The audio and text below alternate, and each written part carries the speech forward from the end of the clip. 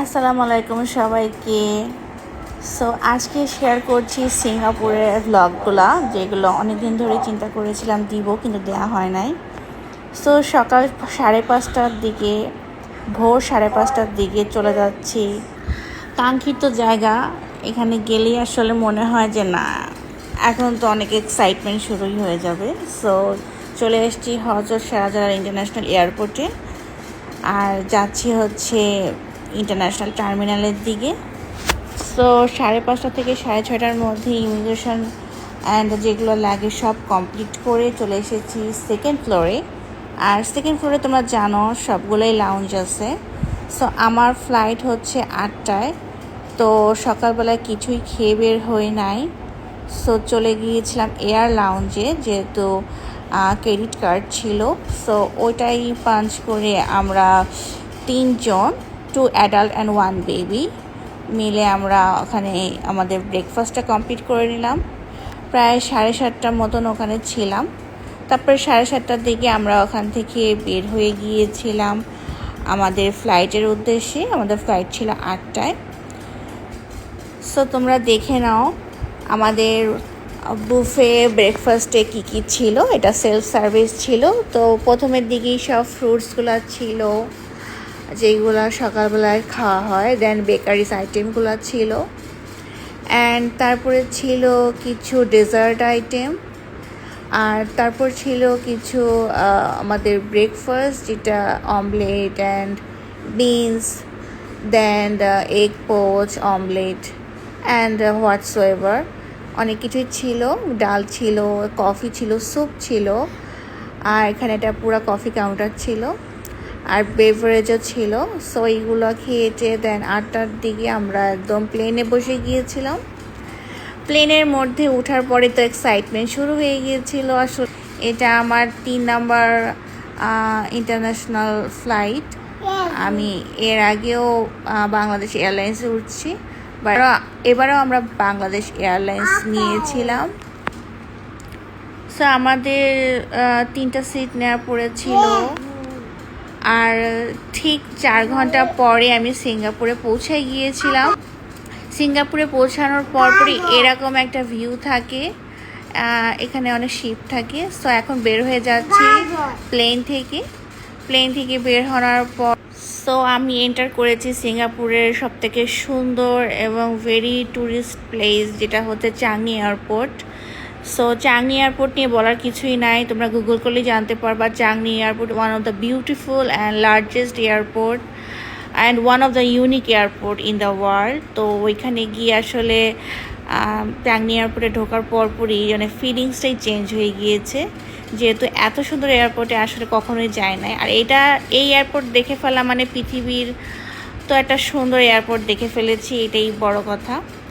So এই এয়ারপোর্টে আসলে অনেক কিছু করার আছে, যেমন অনেক কিছুই আছে, যেমন জুয়েল আছে, দেন বাটারফ্লাই গার্ডেন আছে। তো এখন আমরা বাটারফ্লাই গার্ডেনের দিকে যাচ্ছি, কজ এখান থেকে বের হয়ে গেলে আর এখান থেকে এটা দেখা হবে না।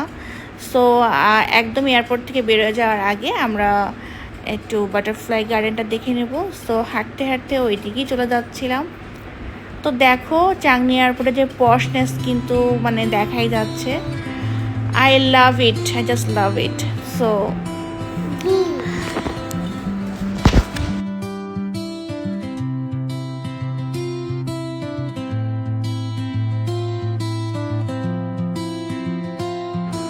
এই বাটারফ্লাই গার্ডেনের কথা অনেক শুনছি।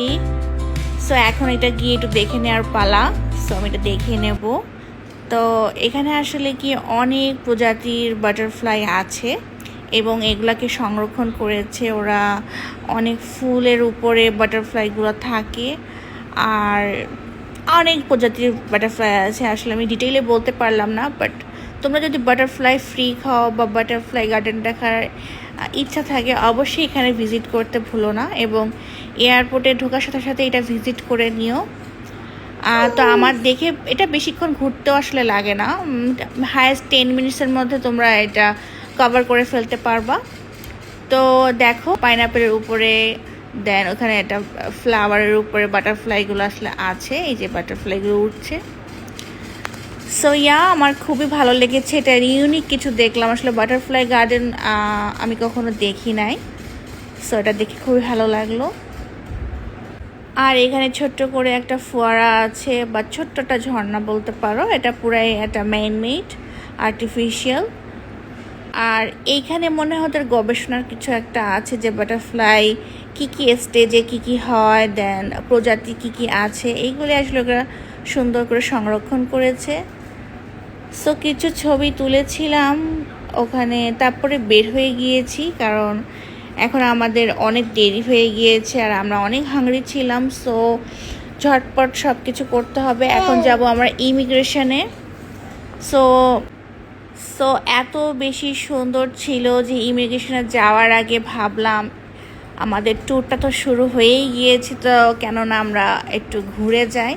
সো এইগুলো হচ্ছে চাঁদনী এয়ারপোর্টের নাজারা।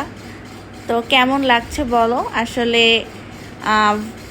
কি বলবো, আমার তো অনেক বেশি ভালো লেগেছে, এত সুন্দর আর posh. I am just lost there. আর হাঁটতে অনেক ভালো লাগছিল, তো ঘুরে ঘুরে অনেকটাই দেখেছি কি কি হচ্ছে না হচ্ছে। এখানে পৃথিবীর সব রকমের আউটলেট, ব্রান্ডস যা বলো আছে। তো এখানে সব কিছুই আছে অনেক বেশি লাক্সারিয়াস আর অনেক প্রাইসি। তো কোনোটাই আসলে ঢুকে দেখি নাই, বাইরের থেকেই দেখেছি। আর এটা ছিল ভিক্টোরিয়াস সিক্রেট।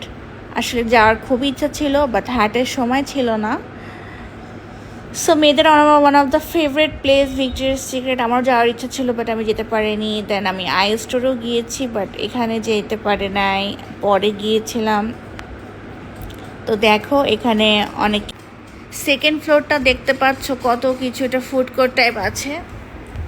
সো ওখানেও যেতে পারি নাই, জাস্ট ফার্স্ট ফ্লোরটাই ঘুরে ঘুরে দেখেছি। আর আমাদের খুবই ইচ্ছা ছিল আমরা ওই যে আইকনিক প্লেস, বাট আমরা লাস্ট অবধি জুয়েলে ঘুরতে পারে নাই।